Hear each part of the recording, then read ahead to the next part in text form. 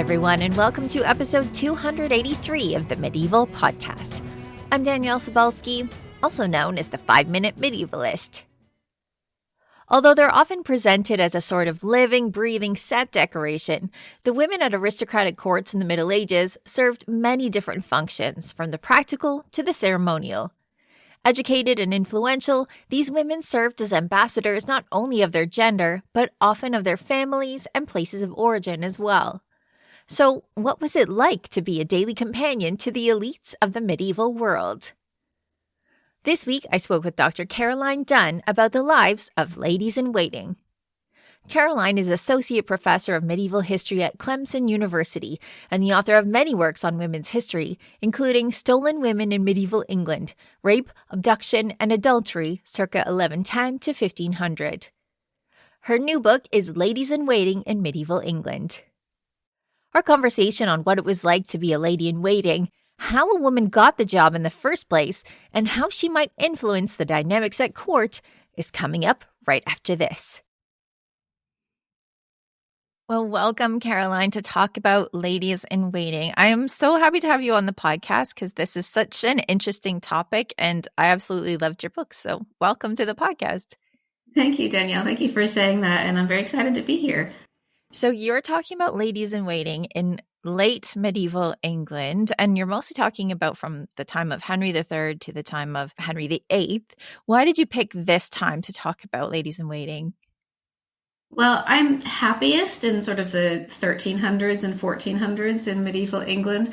And when I came up with the topic, I just wanted to find as many ladies-in-waiting as I could possibly find. And I really had no idea how many that could be because I hadn't dug into the topic at all or seen very much about it.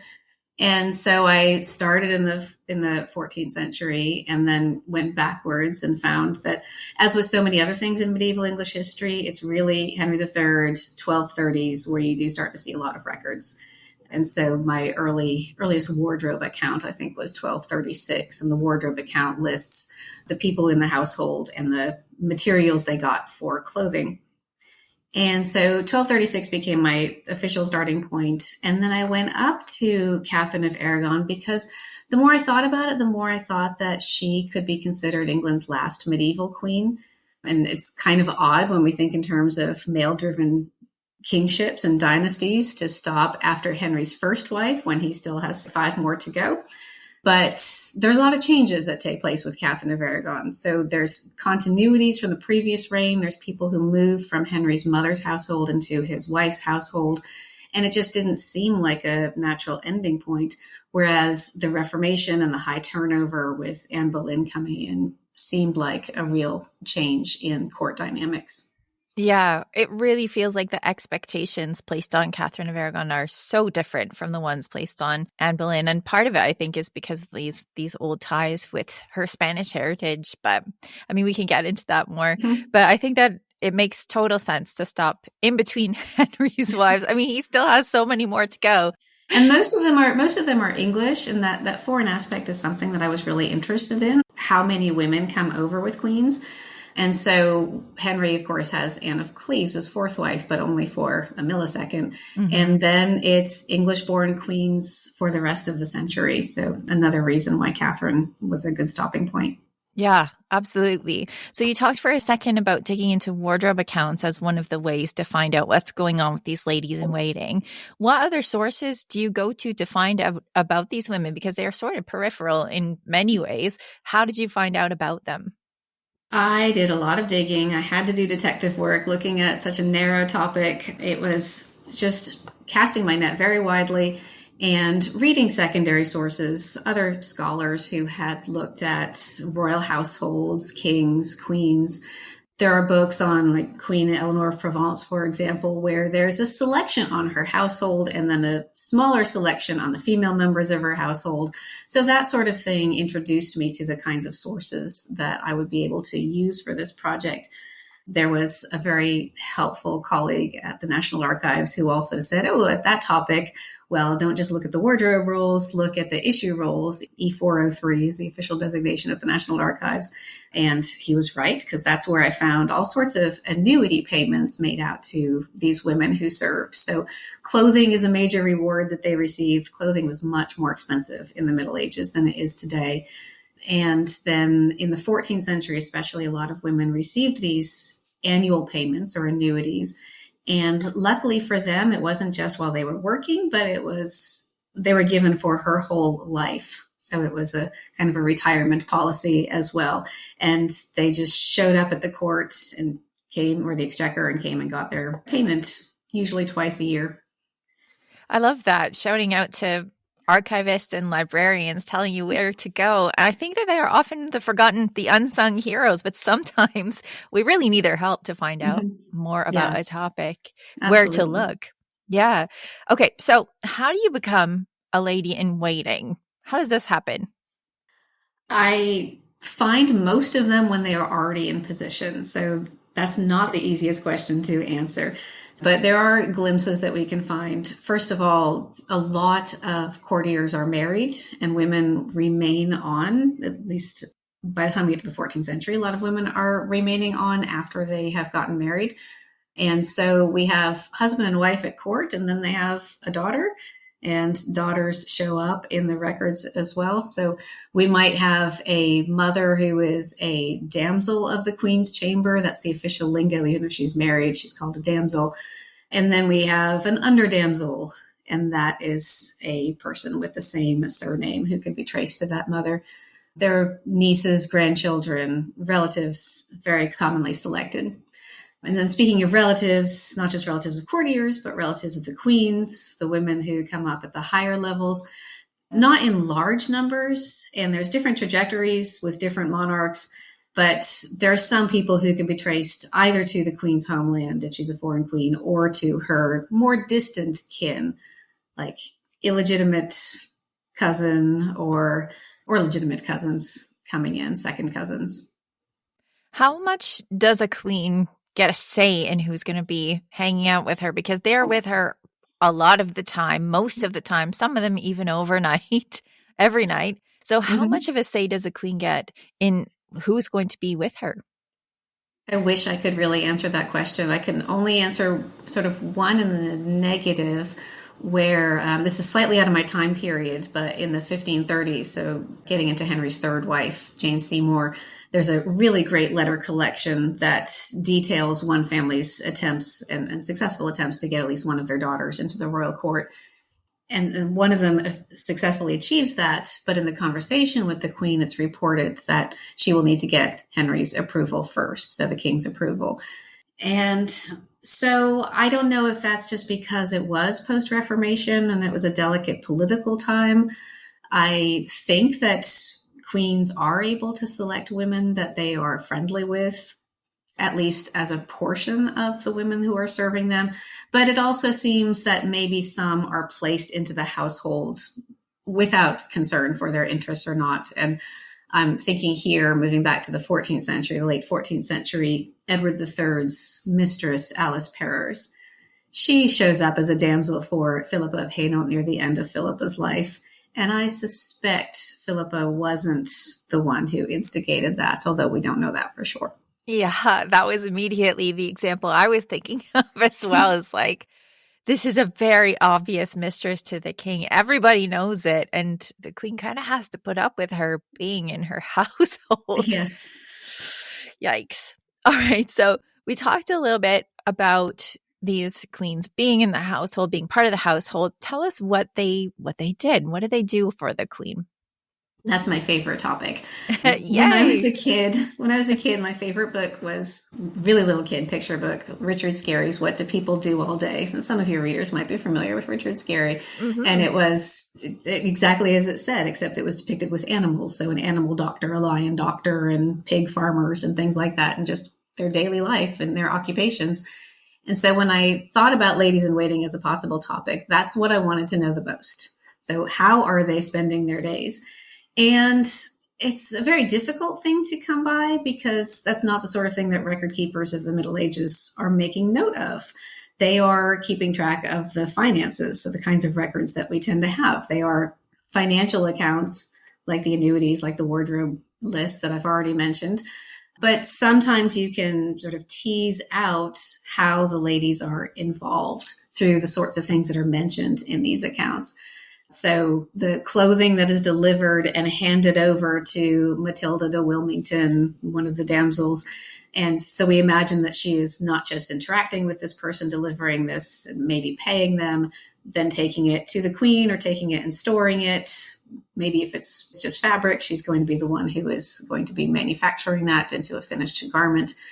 There are some women who are especially trusted, who are in charge of the queen's jewels, and not just queens, but also noble women and their ladies in waiting. So Philippa of Hainault, again, had some women who were in charge of her crowns. Two women seem to share this task. So I imagine they were particularly trusted to be given that custody. Margaret Beaufort, the mother of Henry VII, had Edith Fowler is the one who, at the end of Margaret Beaufort's death, all of her jewels and treasured objects are in her custody at the time of her death. So the inventory is letting us know that Edith Fowler was trusted with these resources. So financial accounts is how you tease out a lot of the information about what they're doing every day. You see things like payments for the queen's animals. So there are queen's birds and queen's dogs. I don't imagine that the highborn ladies are actually cleaning up after these pets, but they are enjoying their presence, perhaps. Isabella of France, I think it was Isabella of France, actually had a porcupine. Not quite sure why or what that was doing, or if it was kept inside the house or outside somewhere in a cage. But entertainment of that sort, entertainment of playing chess and backgammon, those kinds of activities. We know that queens and noble women from various inventories have these kinds of games. Reading out loud, the possession of books is another thing that we can see documented in inventories. And we don't know about literacy rates exactly. Probably not all would have been able to read, but definitely some would have. And even if the queen herself knows how to read, she doesn't necessarily want to do it all the time. So delegating that task. And those are sort of the ordinary things that I think that they are getting up to. And basically, just as the name implies, they're waiting for their task. So whatever gets delegated to them. I see in the references, I should clarify that that's not a medieval term, even though I titled the book Ladies in Waiting. It's so well known that I didn't want to move away from that term, but it doesn't come until I think the 18th century, according to the Oxford English Dictionary. But I do find in my late medieval English sources some references to women who awaited. So that concept is there, even if the official lady in waiting term is not. So waiting for their tasks, and that's the kind of regular day in and day out stuff. And then there are days that are extraordinary. So when the queen is coming over, when she's not yet queen, so her coronation, her arrival in the country, her coronation, her marriage to the king, ladies in waiting are expected to participate in all of these ceremonies. The important ones are participating heavily through the church services, for example, serving as godmothers to children at baptisms. But all of them are expected to be present in processions. So they kind of go in order of importance, status level, and different clothing is allocated for them. So the elite ladies, the countesses, get the fanciest furs and the highest quality fabrics. And then it moves on down. But just all of them serving as the entourage for the queen demonstrates royal wealth and royal power over all of these people. Well, as we're talking about this, I'm thinking about the fact that there are all these female rituals that are really necessary to continuity, to magnificence, all of these things that have to do with especially royalty, but even ceremonies that move on down the line. And it's occurring to me that it's probably a job of these ladies in waiting to be the knowledge keepers of how these things work, because we don't really have sources otherwise. Am I on the right track here, you think? I do think so, and especially with foreign-born queens, they probably welcome the input from the women who are entrusted to them because their customs are going to be different, whether it's Anne of Bohemia or Isabella of France. There is a shared aristocratic and elite royal culture across Western Europe, but in the minutiae, they're going to be quite different. English coronation ceremonies or the Feast of St. George's Day and the associated tournaments.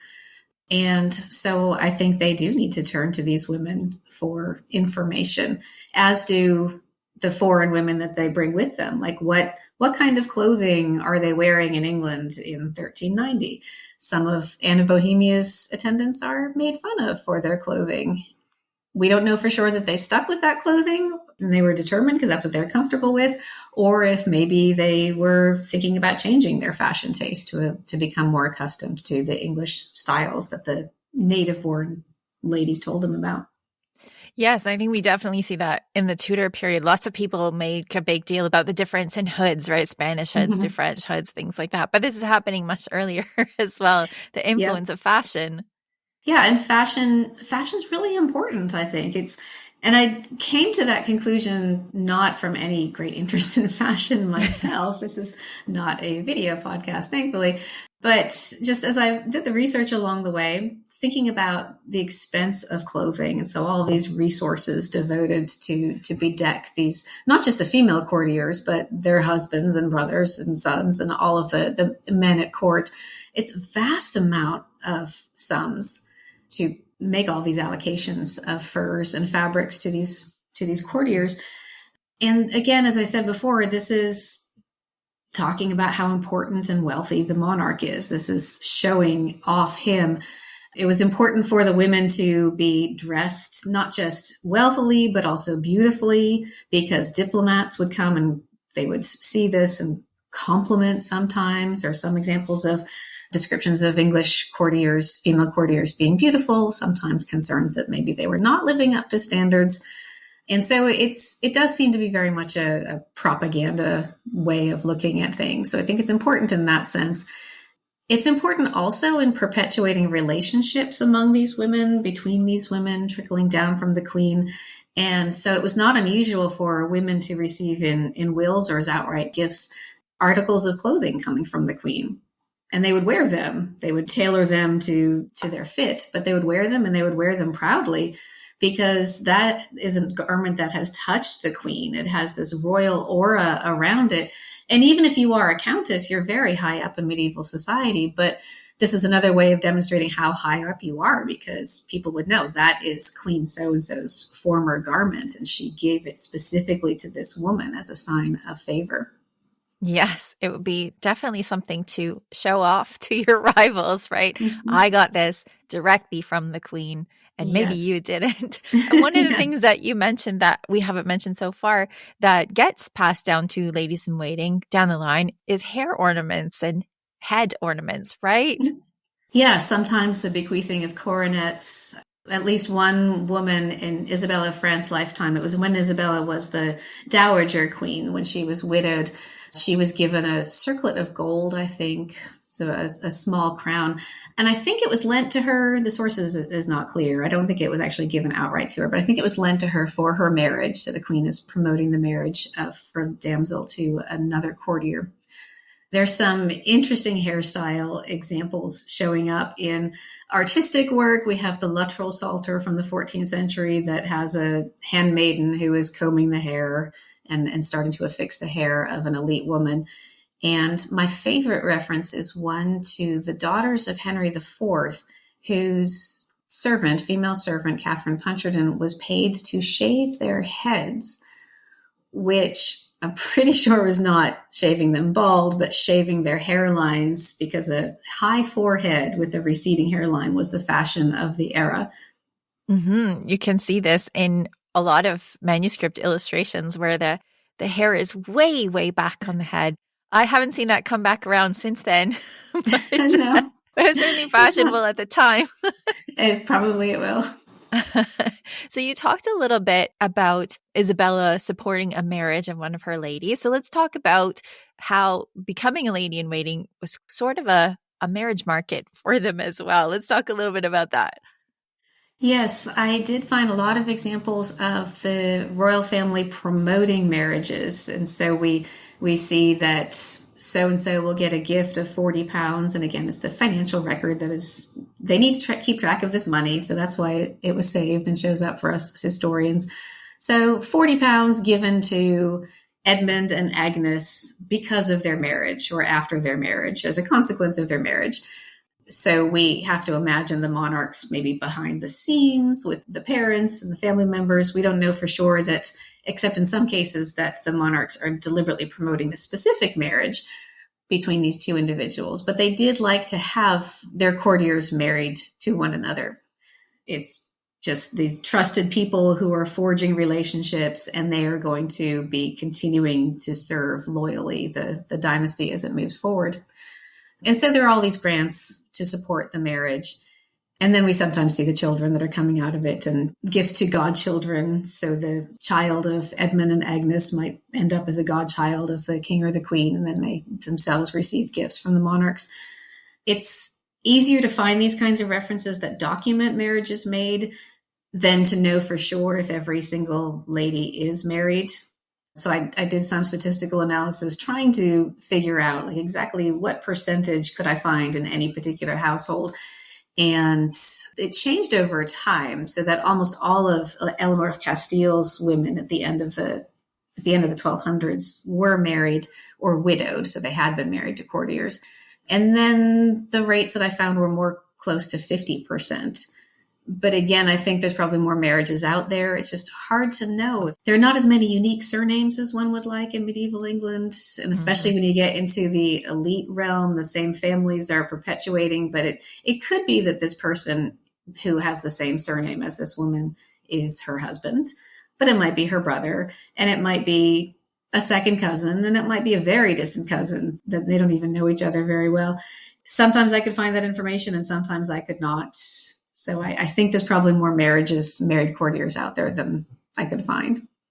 Well, it makes a lot of sense, especially when the courtiers, both the male and female courtiers, are having really intimate interactions with the sovereign, right? They are the ones who are changing the beds, and they're the ones that, one of the things that you pointed out briefly is like they might be making menstrual products for the queen. Like these are people who are really intimately involved with the sovereign, and you don't want these people just wandering around. It's safer to have them married to each other. Yes. Yes. So the husband might have a job in the queen's household. He might be the queen's treasurer, or he might be a clerk. He might be an usher, or he could be posted to the king's household. And there's transfers over time. There's some fluidity for the men between the king's household and the queen's household. But yeah, absolutely. You want to be able to rely on these people. And so it's very comfortable to have the same families day in and day out. Yeah, absolutely. And one of the things that you mentioned, natural consequence of these people being married, is that sometimes the queen's ladies have babies. So what happens? How do they manage to balance the work-life balance of a lady in waiting? Yeah, we know a little bit more about this from the late Middle Ages, where it does seem that women are at court for a lot of their pregnancies. We don't know exactly how long they are there. There is one example again from those Lyle letters that are just outside my area of the timeline, where it's commented that a particular woman is at court, even though she is very large. I don't remember the exact way that they phrased it, but clearly she was in the later stages of pregnancy, but remaining at court. And then quite frequently, women are expected to go home, give birth, and return back to court pretty quickly. And of course, not all women are going to do that. Some women get married at court and then go home and manage estates and remain at home. But those that do return, they do seem to come back pretty quickly, not spending a lot of time with their newborns. Yeah. So what are they doing with their newborns? Leaving them in the custody of relatives, of nurses. There are a few who are brought to court, or at least a few that I could find who are actually brought to court, not to necessarily be with their mothers, but to be raised in the nursery with the royal children. So I suppose it probably depends on what age the royal children are. If there are appropriate companions and nurses who are caregiving at the same age, then it might be more acceptable to bring your child to court with you. I think that these are important things to bring up because these are things that tend to be hidden in women's history. And I think if you're having very largely pregnant women just wandering around the court, this is an important thing to note, in that there are many circumstances in different cultures, different times, where a pregnancy might be hidden, right? But here they are, they're just like, they're still doing their work while pregnant. And I think that really kind of speaks to the culture of the Middle Ages in a way that's different from other cultures and times. Yeah, I think so. I mean, it's obviously most of the childbirth discussion focuses around the queens and the production of heirs, and that is a very public event. But yeah, in order to have women who are knowledgeable with her while she's giving birth, she wants to have women who have gone through this experience before. And everybody knows that they have done this, that they have produced these children. It's not the same kind of Victorian sensibility that we're familiar with. Yeah, exactly. And when so many Victorians read back onto the Middle Ages, sometimes it's really important to like tease these things apart. And then Yes. the other thing that I noticed in your book when you're talking about children of ladies in waiting is that the queen would grant permission for these women to go off and visit their children sometimes, which means that she thought that this was a good reason to leave her service for a time. And I think that's important as well as saying that this is an okay priority to have, even if you are working for the queen. Yeah, there's examples of that. There's examples of women visiting sick husbands. I don't know if they were on their deathbeds or not, but sick husbands or being sick themselves, given this dispensation for a time. So there are records of payments to monasteries, for example, for looking after this woman because she could not continue traveling with the queen. She had to stay behind at this monastery for a time because she was sick. And then also on the subject of work-life balance, I think we do have to remember that the women who were serving the queen, they had so many interests to be thinking about at all times. So they might be angling for promotion for themselves or for various rewards for themselves. If they have had children, they might be angling for privileges for their children. And then they have both their husband's family and their natal family, the family of their fathers and brothers who might be angling for various positions. And so they have, in addition, to balance the needs of the monarch. So all of these family concerns from so many different sides, plus also making sure that they're continuing to perform their duties successfully. Yeah. And I think that they know going into this work that there is going to be pressure on them from all Yes. sides. And this is something that they just have to deal with. It is part of the job. Yes, absolutely it is. So we're talking about the pressure from outside, all of these people trying to get the ladies in waiting to do what they want, whether that's the monarch, whether that's their family, their in-laws. You mentioned in the book that this is also a precarious position for women in some ways. In some ways, it is a position that gives them a long career, some stability. But in other ways, we see them getting into trouble, getting into danger at times. So can you tell us a little bit about what you found there? Yeah, sure. I mean, sometimes it depends on who they are serving. So, for example, Joan of Navarre, Henry IV's wife in the early 1400s, gets unfairly accused of witchcraft. And I think all historians are now on the same page with that. That's an unfair accusation that is really aimed at getting at her money. And so when she's charged of witchcraft, she's imprisoned, and her women go along with her, or at least some of them go along with her, probably not the entire large entourage, but there are payments to make sure that she has these women in her household still. And so they end up in captivity. There are women who end up in captivity through no fault of their own or through no charges against them or their family specifically. So that's one example. There are some queens who are very involved in warfare. And so Isabella of France and Philippa of Hainault, the first half of the 1300s, are spending time up on the Anglo-Scottish border with the warfare that is persistent up there. And there are some cases of ladies encountering dangerous situations because they're sent there. Philippa of Hainault also goes over to France at the start of the Hundred Years' War, and there are two women who are killed in the sea voyage going over to France at the start of that war. There's also Eleanor of Castile who ends up going on crusade as well, right, with her husband. She does go on crusade, and one woman who was married to an important courtier, I suspect that she also went. Surely Eleanor would not have traveled all the way to the Eastern Mediterranean without a handmaiden or two, but I have not been able to confirm that. I know that the husband went as one of the king's companions, but I suspect that his wife also did. Moving later, there are the Wars of the Roses, so women are getting involved in politics on that front. It seems that sometimes women are targeted as a shorthand for targeting the monarch if they don't feel comfortable targeting the monarch. And that happens with some of the foreign ladies in waiting in the wars against France, Isabella and Anne of Bohemia. That does not seem to happen in the War of the Roses, interestingly. And I think it's probably because people did not like the Queen, and they were quite happy to say that they did not like the Queen, Margaret of Anjou, and they felt that they could criticize her in a way that perhaps in earlier times it's a lot more challenging to criticize the king or the queen.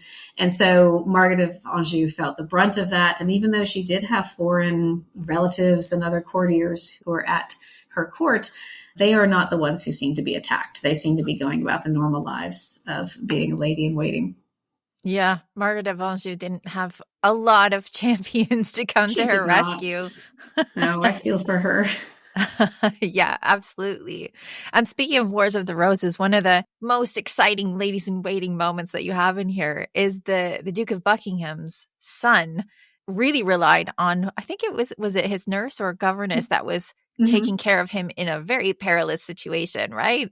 Yes, his father had, I can't remember if he had been killed or he was about to be killed, but they wanted to get the heir, and all of the children and probably this young boy, 11 years old, 11 or 12, would have been killed himself. But his nurse disguised him as a girl. And they left the castle and are going through the countryside to safety, and they are saved because they're overlooked as two women traveling. Saving children from Richard III, something that, maybe not all women took on as their duty, but this woman certainly did. She did, and successfully. Yes, which is so important. And I was thinking about the women who are getting imprisoned, as you mentioned. One of them, I can't remember which king this is off the top of my head, but he's giving ladies in waiting to one of the women he's in prison, and he's like, make sure they're not mirthful. It's like, oh my gosh, it's already bad enough you're in prison, but your companions have to be really serious and not fun at all, just to make it worse.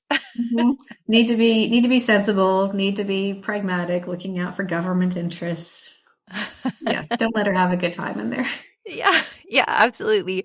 One of the things I think maybe is important to point out is you do have, I mean, such a great analysis, like percentages and numbers, and like this is really great detailed work. One of the things that maybe we should mention is even with all these ladies in waiting, the Queen's household is still majority male. This is just how it is, so that the women around the Queen, they can be a fair amount to them, but it's still going to be a small amount relative to her entire household. Yes, no more than 10% of the household is going to be women. And if you factor in both the king's and queen's household, then it's even more male dominated. And so what ends up happening is that queens are served by more and more women over time.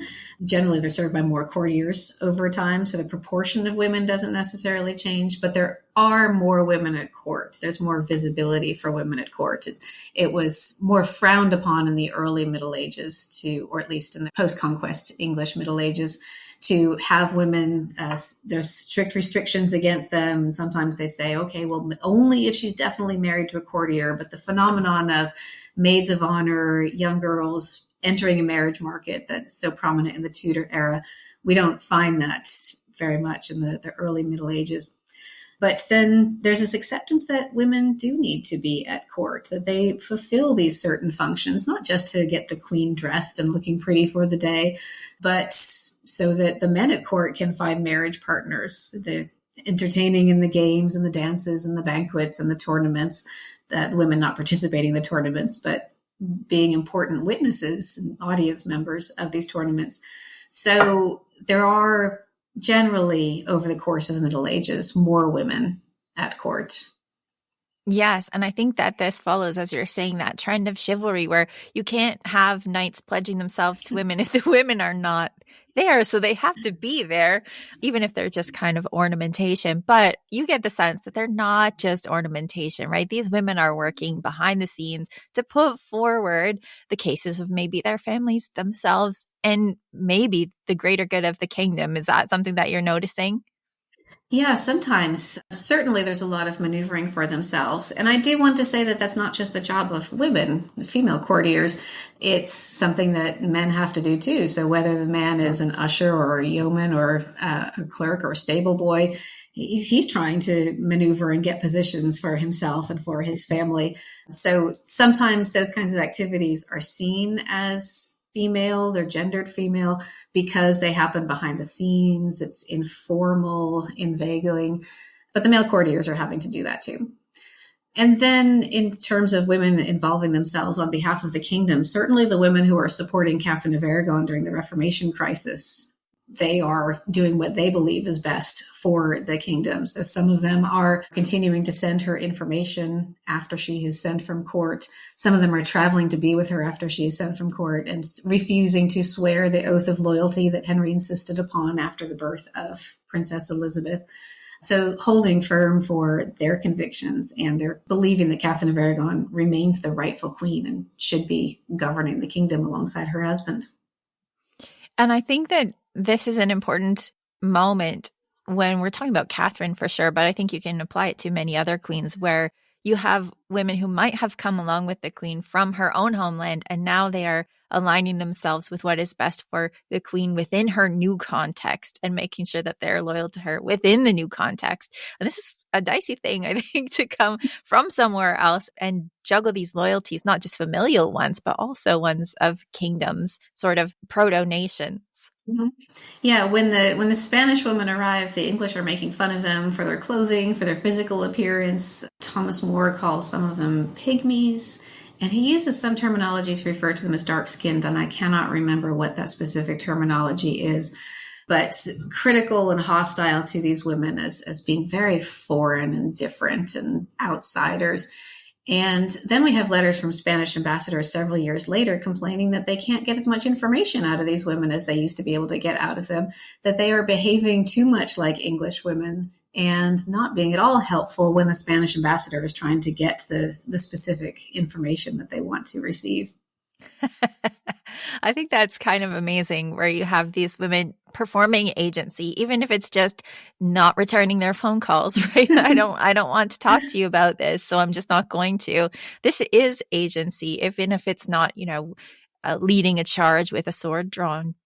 Absolutely. And we know now that there are more queens and important noblewomen who were wielding authority, but in the case of ladies in waiting, they always, of course, are going to be subservient to the monarch, but they're getting a lot done, and they do have access to power. Or the philosopher Bourdieu referred to it as symbolic capital, that these women are able to get things done, and people understand that they're able to get things done. And even if under particular circumstances they can't, they're still perceived to have this access to power. And so there's people coming to them and asking for favors and probably giving them some gifts in exchange for these favors or potential favors. And why not? Because you need to look good if you're going to be a lady in waiting. One of the things that you mentioned is, I think one of the members of the Stoner family writing back and saying there is a criticism from this noble woman that her ladies in waiting, the sisters of the letter writer, are not well enough dressed, right? Yes.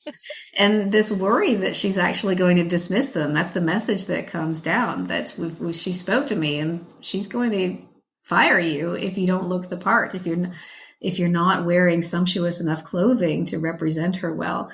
So I had talked previously about ladies being given this clothing. They're giving usually clothing allowances twice a year, but that's not going to provide their entire wardrobe. They have to fund a lot of it themselves. Which I think is interesting because we talk about this quite a lot when it comes to knights, right? People deciding they're going to stay squires because it's very expensive to be a knight. It's very expensive to be a lady in waiting as well, right? It is. So it's an investment, I'd say, an investment that pays off for some because they're able to get that position and they are able to advance themselves and their families, and others are not able to make the investment pay off. And there are a few examples of women going into debt, unfortunately.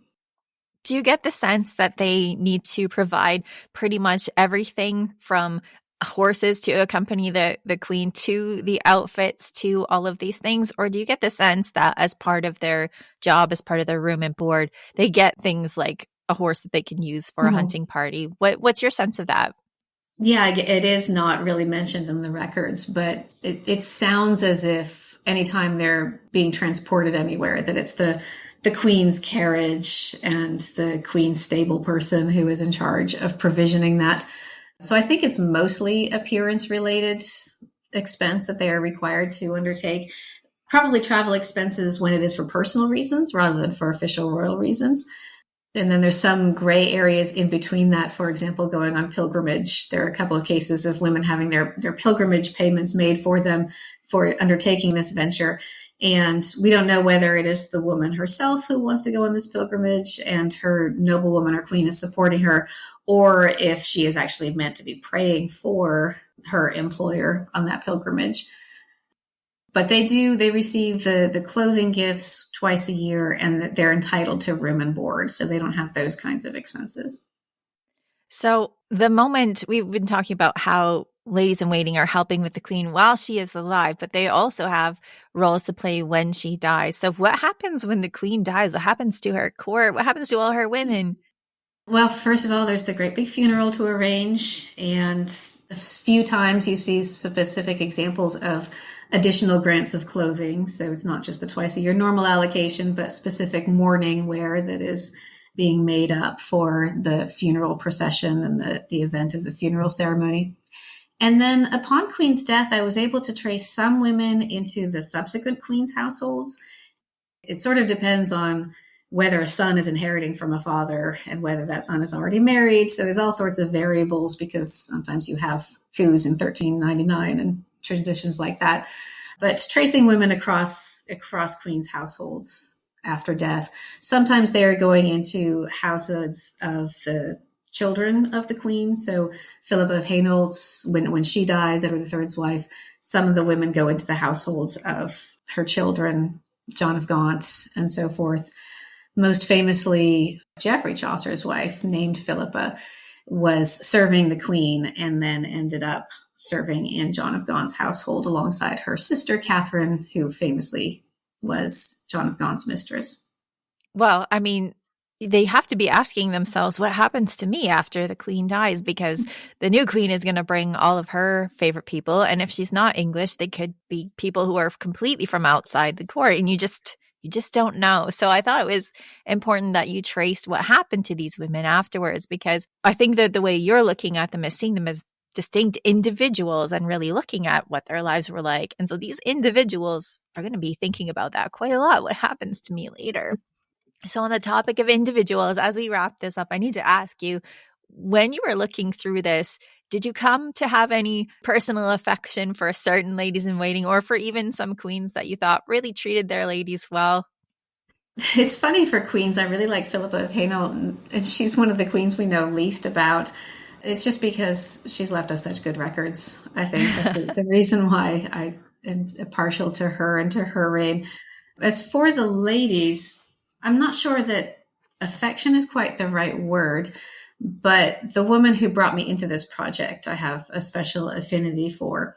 I had previously written a book on the abduction of women, and there was a woman named Agnes Lancicrona who was abducted in the late 1300s in the era of Richard II. And when I was writing the abduction book, I was just paying attention to the law and the legal cases and all sorts of those aspects. But then when I was revising that material and I looked back on it, I said, oh yeah, it does say she is a damsel of the Queen's chamber. That's kind of interesting. I hadn't really thought about that before. And I was curious to see if other people had worked on that field. And as I said before, it's mostly just people who had written books about queens and include some things about the queen's household, and nobody looking at ladies in waiting in medieval England as a whole from a historical perspective.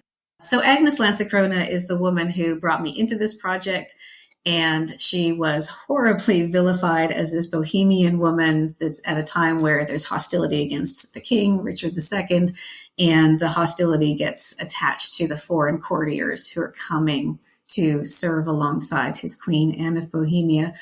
Agnes was abducted by the man that she would go on to marry, Robert de Vere, who was already married to another woman.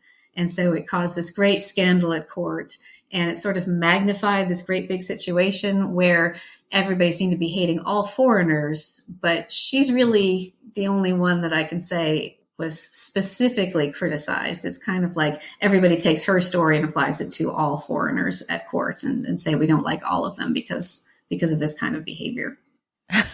Yikes, that is too familiar throughout history, right? Yep, it is.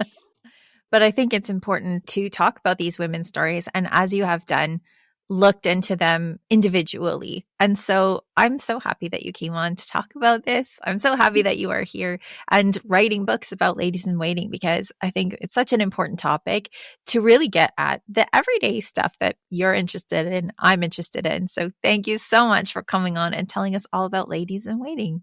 Thank you so much, Danielle. I enjoyed it. To find out more about Caroline's work, you can visit her faculty page at Clemson University.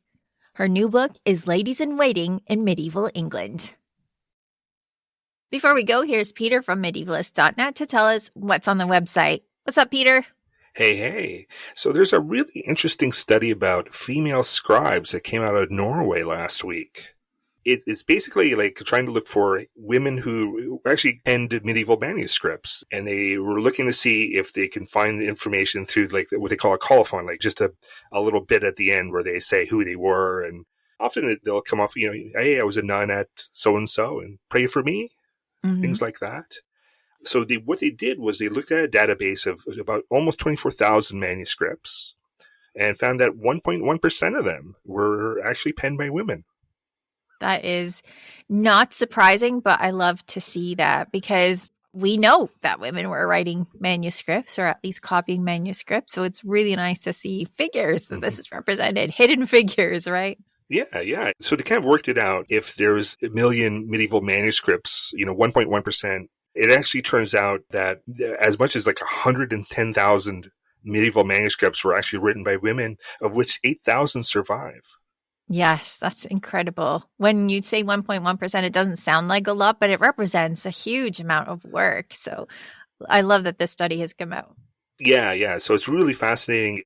Really a chance for other scholars to look through the archives and look through these monastic centers and see what was being produced. Mm-hmm. So we have that. Plus, we have this wonderful piece, news piece again, about the Black Sea. And apparently, for most of the Middle Ages, it was not navigable during the winter. Oof, I imagine it was pretty nasty. I wouldn't want to go out on the Black Sea in the middle of winter either. Up until the 13th century, it was basically a Byzantine lake. Mm-hmm. They did not allow ships from other maritime powers even to go into the sea.